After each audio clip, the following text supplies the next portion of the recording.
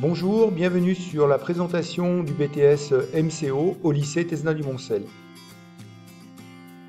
Les objectifs de la formation sont multiples dans cette formation. Dans un premier temps, nous aurons plutôt l'accueil, la vente et le conseil à la clientèle. Dans un deuxième temps, il y a la notion de gestion d'une boutique ou d'un magasin, plutôt un rayon dans une grande surface. Dans un troisième temps, on aura l'organisation de l'espace commercial physique, c'est-à-dire en magasin ou sur un site marchand en virtuel. Et dans un quatrième temps, il y aura l'organisation des équipes commerciales au niveau, par exemple, de leur emploi du temps. Quelques exemples de structures d'accueil d'un titulaire de BTS MCO.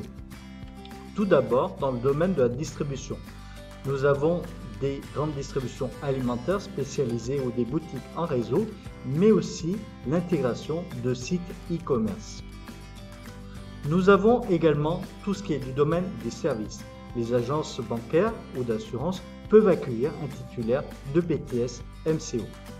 Maintenant, intéressons-nous aux enseignes qui peuvent accueillir un BTS MCO ou dans lesquelles vous pourrez réaliser votre stage. À préciser que Tesna a des partenaires avec des enseignes.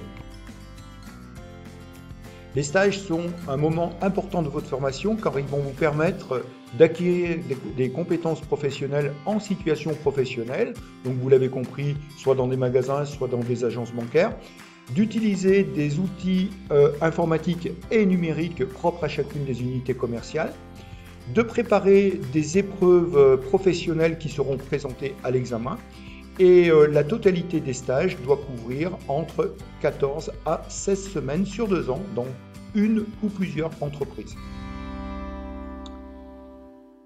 Le suivi des étudiants se fait de plusieurs façons, par des professeurs référents qui vont vous aider à la recherche de stages. Nous utilisons aussi des outils numériques collaboratifs qui permettent une liaison entre les étudiants, l'entreprise et l'établissement scolaire. D'autre part, nous avons des relations importantes avec un bon nombre d'entreprises partenaires sur le bassin stéphanois. Quelques exemples d'intégration avec nos étudiants.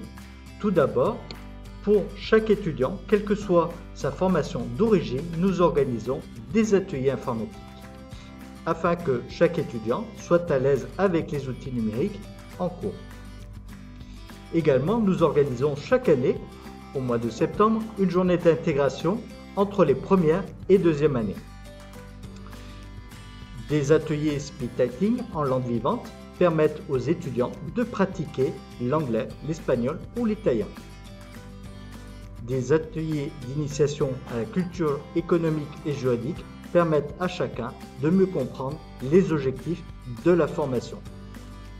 Le lien avec le monde professionnel est un moment important dans la formation du BTS MCO.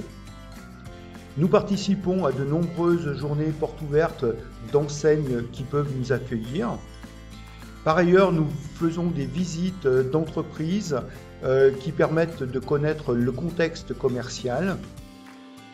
Nous avons organisé lors de voyages scolaires des visites d'organisations internationales qui permettent là aussi de comprendre comment fonctionne le monde au niveau de la macroéconomie.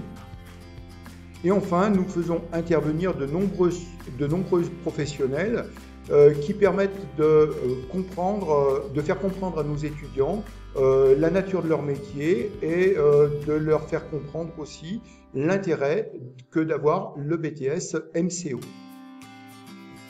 Enfin, nous avons mis en place avec l'équipe pédagogique un projet d'études collectif sur le nouveau centre commercial Style à Saint-Étienne.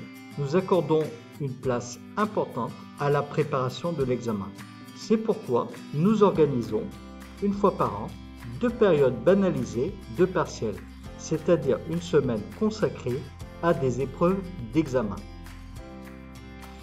Ensuite, nous organisons, tout au long des 2 années, des euros professionnels. Enfin, nous faisons régulièrement des bilans intermédiaires pour évaluer le niveau de nos étudiants.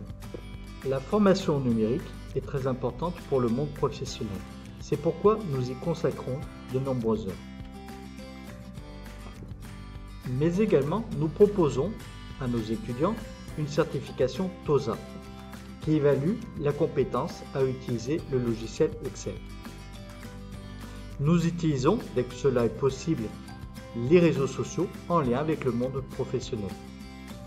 Nous utilisons régulièrement, lors des cours, les outils numériques et aussi bureautiques. Pour permettre à chacun de nos étudiants d'avoir accès au numérique, nous offrons gratuitement Microsoft 365. Enfin, nous proposons l'évaluation et la certification des compétences numériques avec Pix. L'obtention du BTS MCO permet d'accéder à des poursuites d'études. À niveau Bac plus 3 et Bac plus 5, on peut citer pêle-mêle les licences professionnelles, les bachelors, les écoles de commerce et d'une façon un petit peu plus haute, les masters professionnels, les universités. Et tout ceci peut se faire en initiale ou en alternance.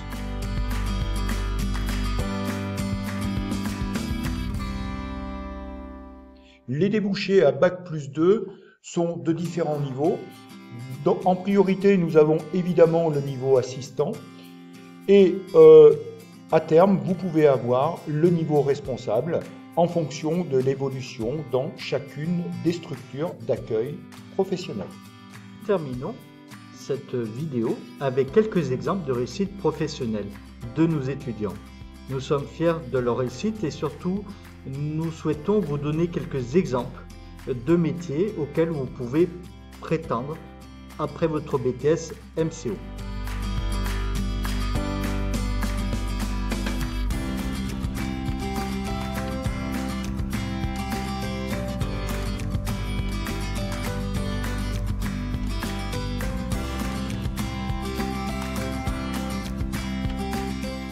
Nous terminons par les coordonnées.